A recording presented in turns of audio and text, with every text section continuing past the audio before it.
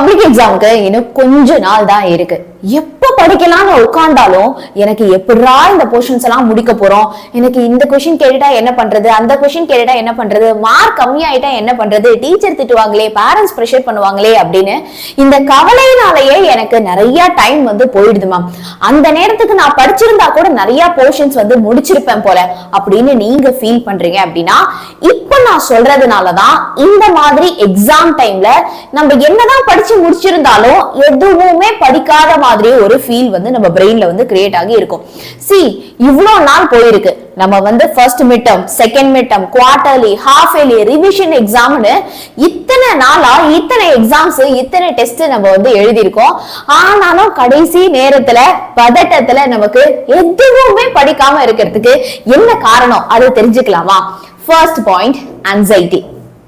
இப்போ எக்ஸாம் ரொம்ப ரொம்ப கிட்ட வந்துருச்சு, நிறைய போர்ஷன் இருக்கு அப்படிங்கிறப்போ நமக்குள்ள ஒரு பயம், பதட்டம், இது எல்லாமே வந்துரும். இந்த பயமும் பதட்டமும் வந்து இல்ல, நம்மளுடைய பிரெயின் கம்ப்ளீட்டா என்ன படிக்கலங்கிறத தான் ஃபோக்கஸ் பண்ணும் ராதர் தான் என்னெல்லாம் முடிச்சிருக்கோம். சோ இதனாலதான் எக்ஸாம் கிட்ட வரப்போ ஆன்சைட்டினால நமக்கு எதுவுமே படிக்காத மாதிரி ஒரு ஃபீல் வந்து கிரியேட் ஆகுது.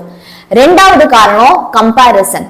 நம்ம அப்பா அம்மா அவெல்லாம் கம்பேர் பண்ணாதீங்க அப்படின்னு சொல்லிட்டு நம்மளே நம்ம மனசுக்குள்ள நமக்கே தெரியாம கூட இருக்கிற ஃப்ரெண்ட்ஸ் கூடயும், நம்ம கிளாஸ்ல நம்மளை விட மார்க் அதிகமா வாங்குறவங்க கூடயும் கம்பேர் பண்ணிக்கிட்டே இருக்கும் இல்லையா? இந்நேரம் அவங்க அதை முடிச்சிருப்பான், இந்நேரம் அவங்க அதை வந்து படிச்சிருப்பாங்க, என்னால முடியல, என்னை விட மார்க் அவங்க அதிகமா வாங்கிட்டா நான் என்ன பண்றது அப்படின்னு நம்மள எப்ப பாரு மத்தவங்களுக்கு கூட நம்ம வந்து கம்பேர் பண்ணிக்கிட்டே இருக்கோம். இதனாலயும் நமக்கு வந்து பாத்தீங்க அப்படின்னா ஒண்ணுமே படிக்கல அப்படிங்கிற ஒரு ஃபீல் வந்து நமக்கு தோணுது. மூணாவது முக்கியமான காரணம் வந்து என்னதுன்னா ஸ்ட்ரெஸ். சோ இந்த ஸ்ட்ரெஸ் வந்து என்ன காஸ் பண்ணும் அப்படின்னா, நம்ம பாடியில இருக்கக்கூடிய கார்டிசால் அப்படிங்கிற கெமிக்கல் லெவலை வந்து இன்க்ரீஸ் பண்ணும். இந்த கார்டிசால் கெமிக்கல் வந்து என்ன பண்ணும் அப்படின்னா, டைரக்டா போய் நம்ம மெமரியை அஃபெக்ட் பண்ணி இன்னும் ஒண்ணுமே படிக்கல, எல்லாமே மறந்து போச்சு அப்படிங்கிற மாதிரி ஒரு ஃபர்கெட் ஃபீலை வந்து அது கிரியேட் பண்ணி கொடுத்துரும். ஓகே, சோ இதனால இந்த கடைசி நிமிஷம் stress and anxiety and comparison, இந்த ஒரு மூணு காரணமுமே நமக்கு முக்கியமா இருக்கு. எதுக்கு? லாஸ்ட் மினிட் வரைக்கும் ஒண்ணுமே படிக்காம இருக்கிறதுக்கு. ஓகே, சோ இப்ப ஸ்டார்ட் பண்ணா கூட முடியும். இதை நம்ம எப்படி சரி பண்றது? எக்ஸாம் போறப்போ கான்பிடென்டா, ஹாப்பியா, ஃபியர்லெஸ்ஸா எக்ஸாம் போகணும்னா அதுக்கு என்ன பண்ணணும்னா நான் இப்ப உங்களுக்கு சொல்ல போறேன். So welcome to our channel and நான் உங்க ஸ்ராவணி மேம். நம்ம சேனலை இப்பவே மறக்காம நீங்க சப்ஸ்கிரைப் பண்ணிக்கோங்க. இந்த மாதிரி நிறைய விஷயம் உங்களுக்கு வந்துகிட்டே இருக்க போகுது. சோ இதை சரி பண்றதுக்கு ஃபர்ஸ்ட் விஷயம், நீங்க ப்ராப்பரா வந்து பிளான் பண்ணணும்.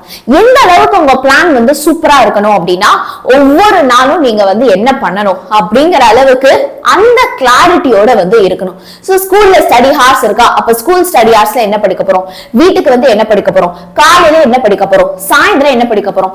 சப்போஸ் அந்த நாள்ல நம்ம பிளான் பண்ணது முடிக்க முடியல அப்படின்னா எத்தனை மணிக்குள்ள ஒரு பஃபர் டைம் மாதிரி வச்சுக்கோங்க, லாஸ்ட் ஒரு 1 hour.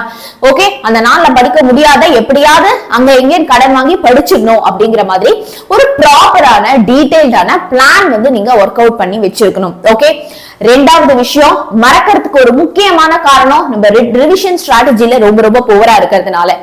எவ்ரிடே படிக்க ஆரம்பிக்கிறதுக்கு முன்னாடி நம்ம முதல் நாள் படிச்சதை ரிவைஸ் பண்ணிட்டு படிக்க ஆரம்பிங்க. அவ்வளவுதான் பண்றதுக்கு டைம் இருக்காது மேம் அப்படின்னு சொல்லிட்டு இருக்கீங்கன்னா கிடையவே கிடையாதுடா. நம்ம படிக்கிறப்பவே எஃபெக்டிவா ப்ராப்பரா படிக்கிறோம் அப்படிங்கிறப்போ அடுத்த நாள் முதல் நாள் படிச்சதை ரிவைஸ் பண்றதுக்கு ஒரு 10 to 15 minutes இல்லைன்னா மேக்சிமம் ஒரு half an hour டைம் ஆகும், அவ்வளவுதான். ஆனா இந்த மாதிரி நீங்க கியூமுலேட்டிவா ரிவிஷன் பண்ணிட்டு வர வர நம்ம பிரெயின்ல அது வந்து நமக்கு பெர்மனண்டா வந்து ஸ்டோர் ஆயிடும். சோ தட் எக்ஸாம் அப்போ நமக்கு பெரிய பதட்டம் வந்து இருக்காது. ஓகே, மூணாவது விஷயம், பிரியாரிட்டி மேட்டர்ஸ். எப்ப படிக்க உட்கார்ந்தாலும் ஃபர்ஸ்ட் சாப்டர்ல இருந்து ஆரம்பிக்கிறது, ஃபர்ஸ்ட் கொஸ்டின்ல இருந்து ஆரம்பிக்கிறது, நான் ஒரு மாதிரி ஆர்டரா தான் போவேன், நான் இப்படிதான் படிப்பேன் அப்படிதான் படிப்பேன் இல்லாம எது பிரியாரிட்டி. ஓகே, நெக்ஸ்ட் உங்களுக்கு என்ன எக்ஸாம் வருது, அந்த எக்ஸாமுக்கு நீங்க எதை வந்து ஃபர்ஸ்ட் பிரியாரிட்டியா படிக்கணும், எந்த எக்ஸாம்ஸ்க்கு ஹாலிடேஸ் ரொம்ப கம்மியா இருக்கு, எந்த எக்ஸாம் நமக்கு கட் ஆஃப் சப்ஜெக்ட்ஸ்க்கு எடுப்பாங்க, எந்த சப்ஜெக்ட்ல நம்ம ரொம்ப வந்து வீக்கா இருக்கும், அண்ட் எந்த சப்ஜெக்ட்ல நம்ம நிறைய விஷயம் படிக்காம வச்சிருக்கோம், எந்த சாப்டர்ஸ் படிக்காம வச்சிருக்கோம், எந்த கொஸ்டின்ஸ் படிக்காம வச்சிருக்கோம் அப்படின்னு பிரியாரிட்டைஸ் பண்ணிக்கோங்க. சரியா? எனக்கு இது தோணுது நான் படிக்கிறேன் அப்படிங்கிற மாதிரி இல்லாம படிக்காம வச்சிருக்கிறது எதெல்லாம் ஹை வெயிட்டேஜோ அதெல்லாம் ஃபர்ஸ்ட் படிச்சிடணும். frequently repeated கேட்ட questions எல்லாம் first படிச்சிடணும். அதுக்கப்புறமா மத்தத வந்து படிக்கணும். சோ ப்ராப்பரா நம்ம priority பண்றப்போ தான் கண்டிப்பா நமக்கு ஒரு clarity brainல வரும். And most importantா time management. நம்மளுடைய நேரத்தை நம்ம கரெக்டா மேனேஜ் பண்ணோம் அப்படின்னா என்ன ஒரு காரியத்தையுமே அந்த டைம்குள்ள நம்மளால முடிக்க முடியும். மோஸ்ட் ஆஃப் த டைம் நீங்க வந்து ஃபியூச்சர்ல வேலைக்கு போனாலும் சரி, காலேஜ் போனாலும் சரி, இப்போ பப்ளிக் எக்ஸாம் அப்ப கூட சரி, நம்ம நேரத்தை கரெக்டா மேனேஜ் பண்ணாததுனாலதான் முக்காவாசி ஸ்ட்ரெஸ்ஸே. ஓகே, சோ எவ்வளவு நேரம் தூங்குறோம், எவ்வளவு நேரம் நம்ம சாப்பிடுறோம், எவ்வளவு நேரம் டிராவல்ல டைம் எடுக்குது, எவ்வளவு நேரம் நம்ம எஃபெக்டிவா படிக்கிறோம் அப்படின்னு நம்மளுடைய டயத்தை ரொம்ப ரொம்ப நீங்க ப்ராப்பரா வந்து மேனேஜ் பண்ணணும். ஓகே, சோ அன்அச்சீவபிள் ஸ்டடி டார்கெட்ஸே வச்சுக்காதீங்க. ஓகே, சோ என்னால முடியவே முடியாது 10 சாப்டர் ஒரே நாள்ல முடிக்கணும் அப்படிங்கிற மாதிரி அன்அச்சீவபிள் ஸ்டடி டார்கெட்ஸ் வேண்டாம். பிகாஸ் அது நம்ம கான்ஃபிடன்ஸை வேற லெவல்ல புல் டவுன் தான் பண்ணும். சரியா? சோ ப்ராப்பரா உங்களுடைய டைமை மேனேஜ் பண்ண வேண்டியது உங்களுடைய பொறுப்பு தான். ரெண்டாவது விஷயம், பப்ளிக் எக்ஸாமுக்கு 2 நாள் முன்னாடி நம்ம இருக்கோம்னு வச்சுக்கோங்க, அந்த ஸ்டடி ஹாலிடேஸ்ல இருக்கோம் அப்படின்னா அப்போ இந்த மாதிரிதான் ஃபீல் ஆகும். இன்னுமே படிச்ச மாதிரியே இல்ல, எனக்கு எல்லாம் மறந்து போற மாதிரி இருக்கு அப்படின்னா வந்து ஃபீல் ஆகும். சரியா? சோ இதை அவாய்ட் பண்றதுக்கு நீங்க என்ன பண்ணணும் அப்படின்னா இப்போல இருந்து ஒரு செக்லிஸ்ட் மாதிரி போட்டு வச்சுக்கணும். அதாவது ஃபர்ஸ்ட் வாட்டி படிக்கிறதுக்கு ஒரு செக்லிஸ்ட், அதே இது இன்னொரு ஒரு காப்பி போட்டு வச்சுக்கோங்க, ரிவிஷனுக்கு ஒரு செக்லிஸ்ட். ஓகே, சோ அந்த செக்லிஸ்ட்ல நீங்க டிக்கு போட்டுட்டே வரணும். இல்ல இந்த பிங்கோல அடிப்போம்ல அந்த மாதிரி நீங்க வந்து அடிச்சுட்டே வந்து வரணும். இதனால என்ன ஆகும் அப்படின்னு பாத்தீங்கன்னா, ஓகே எக்ஸாம் அப்போ உங்க கண்ணு முன்னாடி கிளியரா இருக்கும். சோ ஃபர்ஸ்ட் சாப்டர்ல நான் புக் பேக் முடிச்சிட்டேன், புக் அண்ட் சைட் முடிச்சிட்டேன், 1 மார்க் முடிச்சிட்டேன், 5 மார்க் முடிச்சிட்டேன், 8 மார்க் முடிச்சிட்டேன். அப்போ இன்னும் படிக்க வேண்டியது இதெல்லாம் தான் இருக்கு அப்படின்னு என்ன படிச்சிருக்கேன், என்ன படிக்கல அப்படின்னு ஒரு கிளியர் கட் கிளாரிட்டியா ஒரு செக்லிஸ்ட் மாதிரி போட்டு வச்சீங்க அப்படின்னா நமக்கு என்ன படிக்கணும், எவ்வளவு நேரம் இருக்குன்னு ப்ராப்பரா பிளான் பண்ணிக்க முடியும். ஓகே, சோ இந்த கம்மியான நாள்ல நான் வந்து ரிஸ்க் எடுத்து மார்க்க லூஸ் பண்ணவே விரும்பல ma'am, I somehow want to maximize and then make the best use of it அப்படின்னு நினைக்கிறீங்கன்னா நம்மளுடைய லாஸ்ட் கான்ஃபிடன்ஸ் பேட்ச்ல ஜாயின் பண்ணிக்கோங்க. லாஸ்ட் கான்ஃபிடன்ஸ் ஆன்லைன் டியூஷன்ல. ஓகே, சோ 10th ஸ்டாண்டர்ட் ஸ்டூடெண்ட்ஸ்க்கு தமிழ், இங்கிலீஷ், மேத்ஸ், சயின்ஸ், சோஷியலுக்கு லைவ் இருக்கும் அண்ட் பாஸ்ட் ரெக்கார்டட்ஸும் இருக்கும். அண்ட் பாத்தீங்கன்னா 12th ஸ்டாண்டர்ட் ஸ்டூடெண்ட்ஸ்க்கு physics, chemistry and maths major சப்ஜெக்ட்ஸ்க்கு லைவ் இருக்கும். மத்த எல்லா சப்ஜெக்ட்ஸ்க்குமே ரெக்கார்டட் வீடியோஸ் இருக்கும். So live class, recorded class, Sunday ஆனா test, doubt solving, doubt solving 24/7, live doubt solving, காலையில 5:30 மணிக்கு ஸ்டடி பிளான் அப்படின்னு இது எல்லாத்தையுமே சேர்த்து நீங்க எக்ஸாம், அதாவது நம்மளுடைய பப்ளிக் எக்ஸாம் ஸ்டார்ட் ஆகிறதுக்கு முன்னாடி வரைக்கும் பாத்தீங்க அப்படின்னா 499க்கு ஆன்லைன்ல நாங்க உங்களுக்கு டீச் பண்றோம். ஓகே, சோ அதுல ஜாயின் பண்ணிக்கிறதுக்கு லிங்க் வந்து டிஸ்கிரிப்ஷன்ல இருக்கு. ஓகே, சோ கண்டிப்பா எங்க கூட சேர்ந்து ஆன்லைன்ல படிங்க. இல்ல மேம் என்னால 499 கொடுத்து படிக்க முடியாது மேம், நான் யூடியூப்ல தான் படிக்க போறேன் அப்படின்னா என் கேம் சீரீஸ்ல உங்களுக்கு பப்ளிக்கு தேவையானது எல்லாத்தையுமே நாங்க வந்து சொல்லி கொடுத்துட்டு இருக்கோம்.